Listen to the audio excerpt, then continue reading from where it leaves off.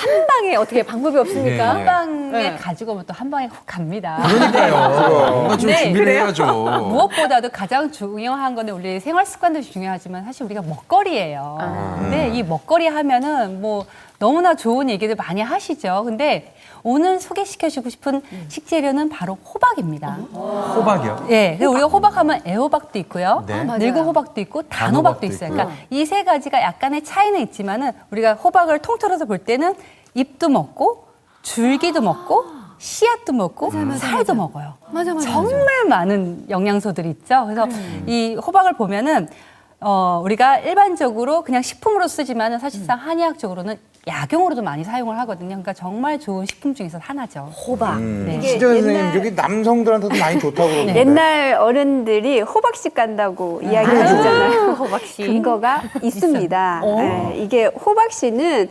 남자들한테는 전립선을 예방하는 데도 도움이 되고요. 남성들의 스태미나를 강화하는 데도 도움이 되는데 기본적으로 이 씨라고 하는 음식들은 생명을 잉태할 수 있을 만큼의 충분한 영양분을 다 가지고 있다고 보시면 돼요. 그래서 남자들한테 정력에도 좋기는 하지만 또 여자들에게는 비타민이나 무기질이나 칼슘이 워낙 풍부하기 때문에 여자들의 이 체력이라든지 피부 미용에도 도움이 되고 자라나는 아이들의 성장기에도 도움이 되는 것이 바로 호박씨입니다. 호박씨. 열심히 까야겠네. 우리가 이 인체의 생명을 유지하는 데 필수 이제 영양소가 탄수화물 그리고 지방, 단백질이잖아요. 근데 더 중요한 건 우리 현대인들이 부족한 것이 바로 비타민과 미네랄이거든요. 왜냐면은 이 앞에 세 가지는 인체의 생명을 유지하지만은 뒤에 비타민과 미네랄을 생체 리듬을 원활하게 해주는 역할을 해요. 그러니까 예를 들면 우리가 이제 가을이 되면 눈이 뻑뻑해지고 인후가 건조해지잖아요. 그러다 보면 이제 감기에 잘 노출될 수가 있는데 이 호박은요 비타민 A가 많고 베타카로틴이라는 성분이 많아요. 그래서 특히나 간장의 피로 개선도 도움이 될 뿐더러 우리 몸에 있는 점막을 촉촉하게 해주는 역할을 하거든요. 그래서 눈이라든가 코, 입 특히 이 식이섬유가 많기 때문에 장 속에 있는 노폐물까지 싹 끄집어내서 배출시켜주는 역할을 하기 때문에 영양가가 높아서 아이들이라든가 임산부, 노인분들에게 좋고 또 하나는 칼로리가 낮기 때문에 다이어트 하시는 분들에게 너무 좋은 식품 중에 하나죠. 이야, 한 방에 해결됐네, 호박. 사실 혼자 사면 호박 사 먹기 되게 힘들었거든요.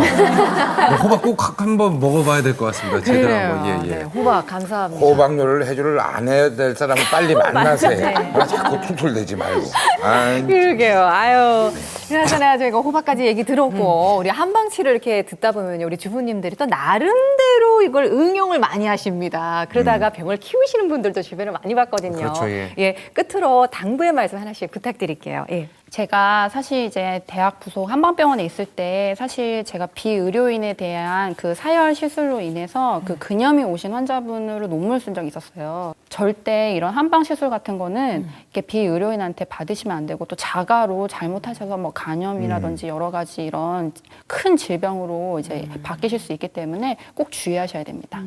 우리가 흔히 이제 한의원에서 치료하는 것 중에서 이제 부항 치료예요. 이게 부항 치료도 두 가지로 이제 나눠지는데요.